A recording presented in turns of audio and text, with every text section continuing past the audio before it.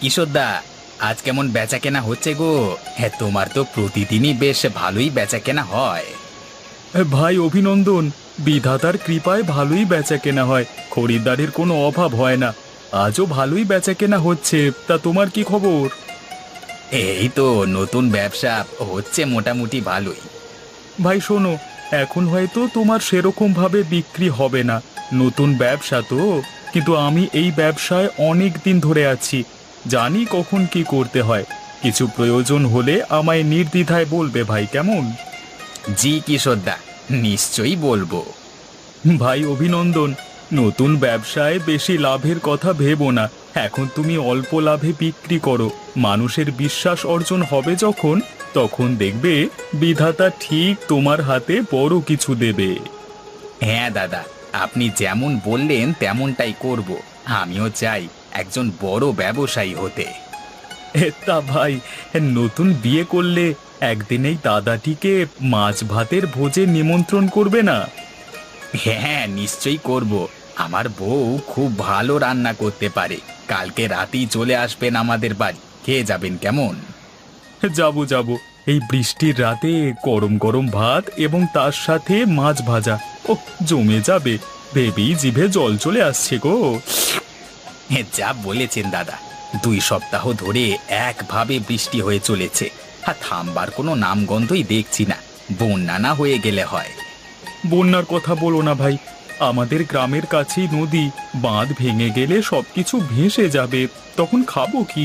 আমাদের গ্রাম যদি ভেসে যায় তাহলে হাটও বন্ধ হয়ে যাবে, অন্য গ্রামের মানুষেরাই খাবে কি? হ্যাঁ দাদা, আপনি ঠিকই বলেছেন, কিন্তু আমার কথাটা তো বাস্তব, তাই না? এতদিন ধরে টানা বৃষ্টি হচ্ছে, নদীরও জল বৃদ্ধি পাচ্ছে, বাঁধ তো হয়ে যেতেই পারে। তার জন্য আমাদের আগাম সতর্কতা অবলম্বন করতে হবে, যাতে বন্যা হলেও ক্ষয়ক্ষতি তেমন না হয়। কিসের গল্প জুড়ে দিয়েছিস রে দুজন মিলে? এই গল্প না দাদা, আলোচনা করছিলাম। ও বাবা, তা আমিও শুনি, তোদের কি এমন আলোচনা হচ্ছে? আরে তেমন কিছু না রে, ও বলছিল টানা 2 সপ্তাহ ধরে বৃষ্টি হচ্ছে, বন্যা এলে কি করা উচিত, এসব নিয়ে কথা হচ্ছিল। ও বাবা, এসব কথাবার্তা চলছে তোদের? তা কি আবার হবে, প্রত্যেকবারের মতোই এবারও আমরা মোড়ল মশাইয়ের অতিথিখানায় আশ্রয় নেব। না রে বিনোদ, ওটা বলছি না। আমরা বলছিলাম যদি বন্যা আসে তাহলে আমাদের গ্রামের হাট বসবে না। আশেপাশের গ্রামের গ্রামবাসীরা তো আমাদের এই হাট থেকেই কেনাকাটা করে, তারা খাবে কি? এখন এত ভাবিস না, বিধাতা তখন ঠিক একটি উপায় বলে দেবে। চল আমি আসি রে, নদীতে যেতে হবে, দেখি কিছু যাত্রী পাই কি না। হুম হুম, যা, আমিও বাড়ির দিকেই যাব।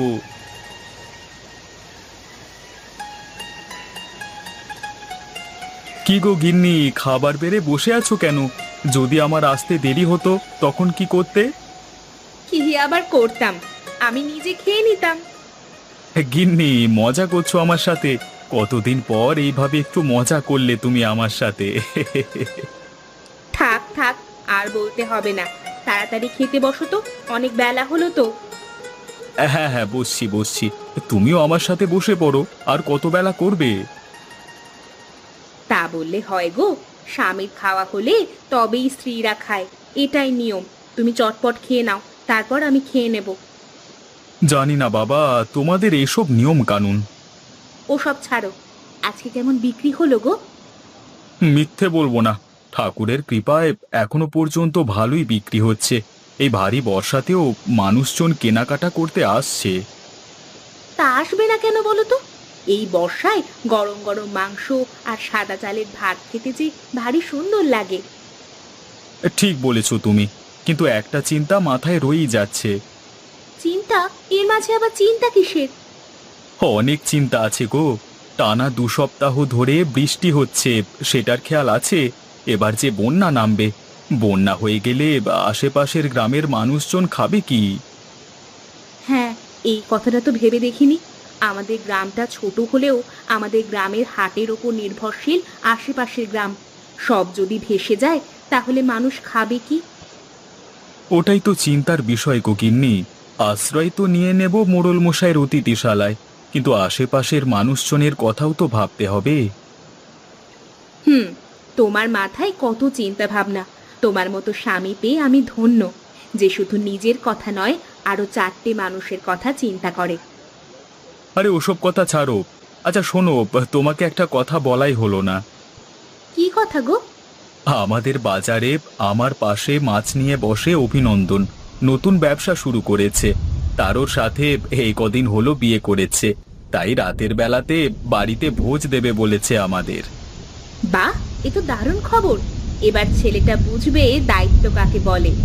শুধু দায়িত্ব শিখিয়ে না, তার সাথে ছেলেটাও শুধরে যাবে। যে মেয়েটিকে বিয়ে করেছে, মেয়েটির চরিত্র খুব ভালো বলি শুনেছি। বদল ঘটিয়ে দেবে আমাদের অভিনন্দনের। ছেলেটা সুখে শান্তিতে ঘর করুক, খুব ডানপিটে ছিল। খাওয়া তো হলো, আর বসে থেকো না, যাও একটু বিশ্রাম নাও। এই বর্ষার ঠান্ডা ঠান্ডা আবহাওয়ায় গরম গরম চা এত সুন্দর খেতে লাগে না। উফ, যাই যাই, তাড়াতাড়ি যাই চায়ের দোকানে। এসো বিনোদদা, এসো আমাদের সাথে যোগ দাও। সে কি রে, আমি তো ভাবলাম তোদের মনে হয় ডাকতে হবে, তার আগেই চলে এসেছিস দেখছি। বিনোদ আর বলিস না, এই সুন্দর আবহাওয়া দেখে আমি অভিনন্দনকে ডেকে নিয়ে চলে এলাম চা খেতে। কাকু, বিনোদদাকে একটা চা দিয়ে দাও, স্পেশাল চাটা দেবে কিন্তু। দিচ্ছি বাবা, একটু বসো। তা ভাই, আজকের চাটা কে খাওয়াচ্ছিস? আগের দিন তো আমি খাওয়ালাম। আজকে আমার পালা দাদা, আমি খাওয়াচ্ছি। বাহ, চল সবাই এবার বাড়ি চল, রাত হয়ে গেল তো। হ্যাঁ হ্যাঁ, চল উঠে পড় সবাই, কাল আবার নিমন্ত্রণ আছে অভিনন্দনের বাড়ি। আমি কালকে কিশোর দাদাকে নিমন্ত্রণ করেছি, সেটা তুমি কি করে জানলে? আর যে তোমাকেও বলবো সেটা কি করে জানলে? আরে তোরা যখন কথা বলছিলিস আমি তখন শুনেছি, তাই জন্যই জানি। ও তাই বলো, আমি ভাবলাম কি করে আবার জানলে সব। তোরা চল বাড়ি চল। কাল কিন্তু তোমার উপর একটি মহা দায়িত্ব আছে। আমার উপর দায়িত্ব? কই, কিছু বলনি তো আগে। কি দায়িত্ব আছে? বউ, তেমন কিছু না। কালকে রাত্রে বিনোদদা আর কিশোরদা আসবে আমাদের বাড়িতে তোমার হাতে রান্না খেতে। বেশ ভালো করিয়ে জমিয়ে রান্না করতে হবে কিন্তু। ও আচ্ছা, এই ব্যাপার। তা রান্না কেন করব না? নিশ্চয়ই করব। আমি ভাবলাম কি না কি বলবে। ধুর পাগলি, আরে কি বলবো, এটুকুই শুধু। তুমিও না কি যে বলো, তোমার মুখে কিছুই আটকায় না দেখছি। থাক, অত লজ্জা করতে হবে না। কাল ভালো করে রান্না করবে। হ্যাঁ, মেনু হবে মাছ এবং সাদা ভাত। হ্যাঁ, রান্না তো করে দেব, কিন্তু কি উপলক্ষে নিমন্ত্রণ জানিয়েছো ওনাদের? তেমন কিছুর জন্য না। এক কিশোর দাদা আছে না, উনি আমার ব্যবসা চালাতে অনেক কিছু সাহায্য করেন। আবদার করেছেন আমার বাড়িতে খাবে, তাই আর কি। কি উপলক্ষে বলেছে জানো? হ্যাঁ বলো, আমিও শুনি। বলেছে নতুন বিয়ে হয়েছে সেই উপলক্ষে। মানে তোমার ব্যবসাতে কিশোর দাদা সাহায্য করে, নিশ্চয়ই মানুষটি খুব ভালো মনের। না হলে এখনকার স্বার্থপর জীবনে কেউ কারো উন্নতি দেখতেই পারে না। যা বলেছ বউ, আমাকে অনেক সাহায্য করে। এত কিছুর পরে তার আবদারটা রাখা তো আমার কর্তব্য। জি, কাল আমি ওদের তৃপ্তি করে খাওয়াবো। আজকে রাত হয়ে গেল, ঘুমিয়ে পড়ো। কাল আবার বাজারে যেতে হবে তো। আর এই অসহ্যকর বৃষ্টি কোনোদিন যেন থামবে না। এই বৃষ্টির কথা বলতে মনে পড়ল, সবকিছু ভালো করে গুছিয়ে নিও। যা বৃষ্টি দেখছি, বন্যা নামলে কি হবে? প্রস্তুত থাকতে হবে আগে থেকে। আচ্ছা, তুমি কিচ্ছু চিন্তা করো না, আমি সব কিছু ঠিকঠাক করে রাখবো।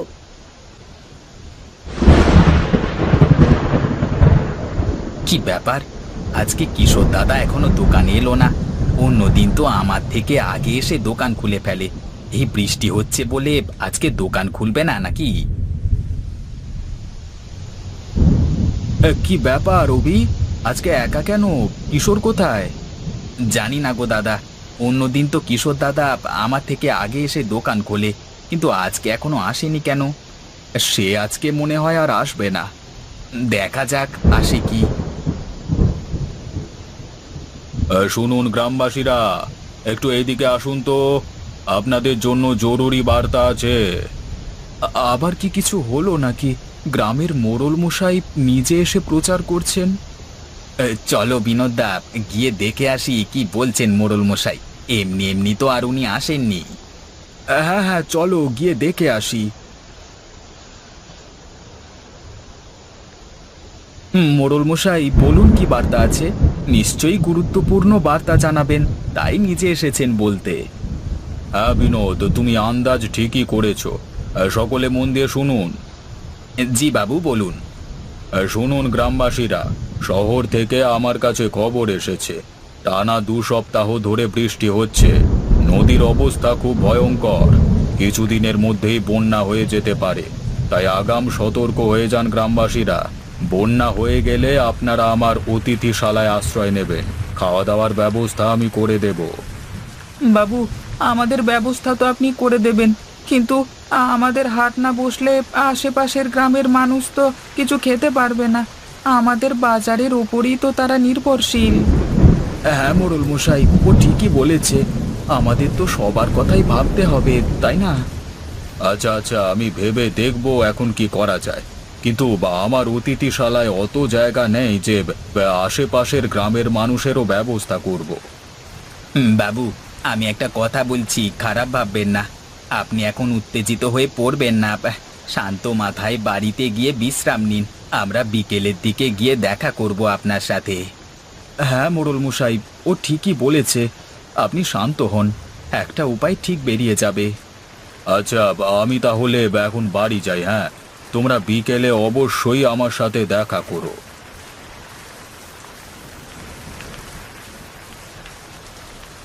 কিশোর, বাড়ি আছিস নাকি? হ্যাঁ, ভেতরে আয়। বাইরে দাঁড়িয়ে আছিস কেন? কিশোর দাদা, কিশোর দাদা, খুব বড় বিপদ আসতে চলেছে। বিপদ? কি বিপদ রে? সব তো ঠিকঠাকই চলছে, কার কি বিপদ হলো রে? এখনো কারোর কিছু হয়নি, কিন্তু হতে কতক্ষণ। আরে কি হয়েছে খুলে বল। মোড়ল মশাই আজকে হাটে এসেছিলেন, এসে বলে গেলেন শহর থেকে খবর এসেছে নদীর অবস্থা খুব খারাপ, যখন তখন বন্যা হয়ে যেতে পারে, তাই সতর্ক করলেন। সে কি রে, আমাদের গ্রামে তো কোনোদিন বন্যা হয়নি। এখন কি করা যায় বলতে পারো? কিছু একটা করতে হবে আমাদের, না হলে মানুষজন যাবে কোথায়? তোর আগে শান্ত হ, বেশি উত্তেজিত হোস না, শান্ত হয়ে বস। ঠিক একটা উপায় বের করব আমরা। বিকেলে মোড়ল মশাইয়ের কাছে যাব, একটা সভা বসবে, তুইও যাস বুঝলি, ওটাই জানাতে এলাম। হ্যাঁ হ্যাঁ, নিশ্চয়ই যাব। সংকটের সময় এলে সকলে একত্রিত হওয়াটা খুবই জরুরি। কি যে হবে, হায় বিধাতা, রক্ষা করো আমাদের। কই এখনো তো কেউ এলো না, সকলকেই তো আসতে বললাম। মোড়ল মশাই, আমরা সকলে এসে গেছি, সভা শুরু করুন। কিশোর, তুমি এসেছো? তা আমাদের গ্রামের এক ভয়ঙ্কর বিপদ ঘনিয়ে এসেছে তো। হ্যাঁ, সবই শুনেছি বিনোদ আর অভিনন্দনের মুখে। এখন ভয় পাওয়ার সময় নয়, সকলে মিলে একসাথে লড়ব। কার কি মত, কার কাছে কি উপায় আছে, সবাই জানাও একে একে। আমাদের প্রধান সমস্যা হচ্ছে খাদ্যের।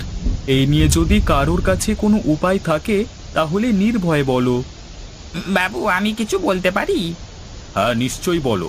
এই সভা সকলের জন্যই, কেউ ছোট বড় নয়, তুমি নির্দ্বিধায় বলো। বলছিলাম যে যদি আমরা শহর থেকে খাবার জন্য শাকসবজি নিয়ে চলে আসি, তাহলে তো আর অভাব হবে না। শহরে যেতে তো 1 সপ্তাহ লাগবে, আর অত সময় নেই আমাদের। আমাদের গ্রামের মানুষজন খেয়ে পড়ে বেঁচে থাকবে ঠিক, কিন্তু পাশের গ্রামের গ্রামবাসীরা কি করবে ওটাই তো ভাববার। হ্যাঁ মোড়ল মশাই, আমাদের গ্রামের হাট যদি বন্ধ হয়ে যায়, তাহলে তাদের খাদ্য সংস্থানও বন্ধ হয়ে যাবে। ওরা থাকবে কি করে? ওটাই হচ্ছে প্রধান সমস্যা। যদি চারিদিক জলে পরিপূর্ণ হয়ে যায় তাহলে কিভাবেই বা আমাদের হাট বসবে? এমনিতেও তো শাকসবজি সব নষ্ট হয়ে গেছে। কি যে করব কিছুই বুঝতে পারছি না। বিধাতা, আমাদের রক্ষা করো তুমি। মোড়ল মশাই, এটি করলে কেমন হয়? তোমার কাছে কি কোনো উপায় আছে? তাহলে বলো কিশোর। গ্রামের শাকসবজি তো নষ্ট হয়ে গেছে, তাহলে শাকসবজি বেচা কেনা হবে না, পড়ে থাকছে মাছ মাংস আর ডিম। এখন কদিন মানুষকে শুধু মাছ মাংস আর ডিম খেয়ে বেঁচে থাকতে হবে, আর খাবার ভাতের জন্য চাল নিশ্চয়ই সবার বাড়িতে থাকবে। হ্যাঁ, সে না হয় বুঝলাম, কিন্তু তুমি হাটে বিক্রি করবে কিভাবে? মোড়ল মশাই, পুরো কথাটা শুনুন। হ্যাঁ হ্যাঁ, বলো বলো। আমি মুরগির হাটে থাকি, মানে মাংস বিক্রি করি। আমার পাশের দোকান অভিনন্দনের মাছ বিক্রি করে। দুজনেরই দোকান টালির চালের, আর আমরা না হয় টালির চালের উপর উঠে বিক্রি করব। চাল পর্যন্ত তো বন্যার জল উঠবে না, তাহলেই হবে। মোড়ল মশাই, এই বুদ্ধিটা বেশ ভালো। আর আমাদের মাঝি ভাই বিনোদ সকল গ্রামবাসীকে নৌকায় করে নিয়ে আসতে সাহায্য করবে। হ্যাঁ, তাই হবে। বিনোদ, তোমার জানাশোনা আরও কয়েকজন মাঝিকে বলে রাখবে এই কথাটি, কেমন? আগে কর্তাবাবু, আপনি যেমনটি বলবেন। অভি, আমার হাতে হাতে একটি করে মুরগি তুলে দে। আমি খাঁচাটিকে তুলে নিয়েছি আমার টালির চালে। মুরগিগুলো দিলেই ভরে ফেলবো। আচ্ছা দাদা, তাই করছি। আগে তোমারটা হয়ে যাক, তারপর আমার মাছগুলিও তুলে ফেলবো। হ্যাঁ রে, একে একে হয়ে যাবে সব। নে নে, তাড়াতাড়ি দে আমার হাতে হাতে। এই নাও দাদা, ধরো।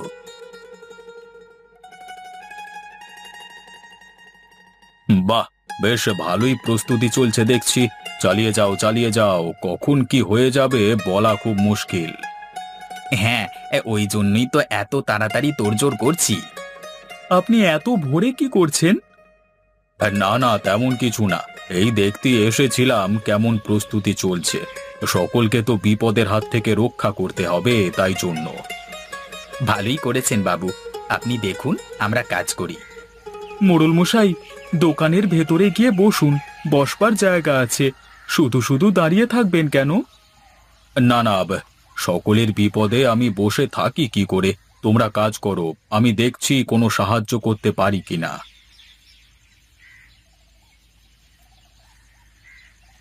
মোড়ল মশাই, মই ধরে তাড়াতাড়ি চালে উঠে আসুন। ওই দেখা যাচ্ছে প্রবল বেগে জল ঢুকছে গ্রামে। ভাগ্যিস বললে, না হলে কোথায় এখন ভেসে যেতাম। এমন কথা মুখে আনবেন না। আপনার কৃপাতেই তো আমরা এত ভালো আছি।